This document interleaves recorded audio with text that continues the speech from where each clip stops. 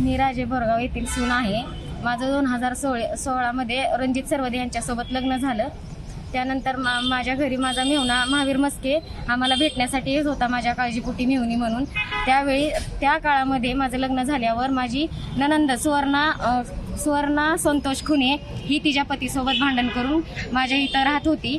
त्यावेळी माझ्या महावीर मस्के या मेहुण्यासोबत तिची ओळख झाली।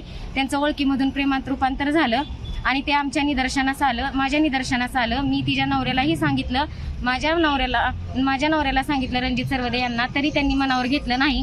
त्यावेळी तेव्हापासून मला मारहाण करण्यात आली।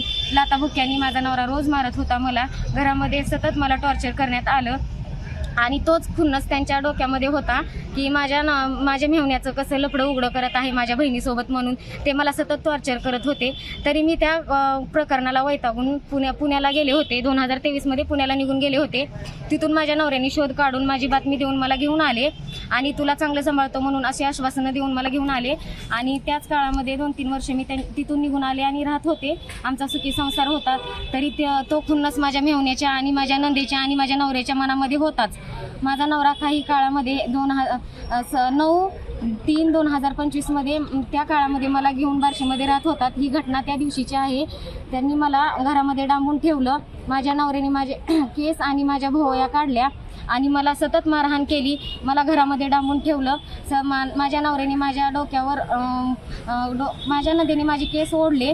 माझ्या नवऱ्याने माझे पायावर पाय ठेवून आणि महावीर मस्केने माझ्या नरड्यावर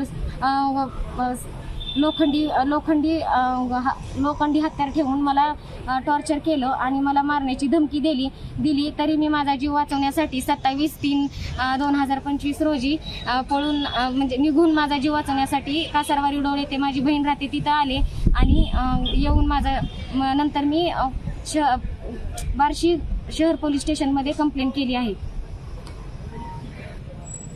माझी फक्त एकच मागणी आहे की मला या प्रकरणावर आणि माझं जे विद्रूप केलं आहे याच्यावर न्याय मिळावा आणि लवकरात लवकर मला न्याय मिळवून द्यावा, एवढीच माझी सगळ्या पुढं अपेक्षा आहे।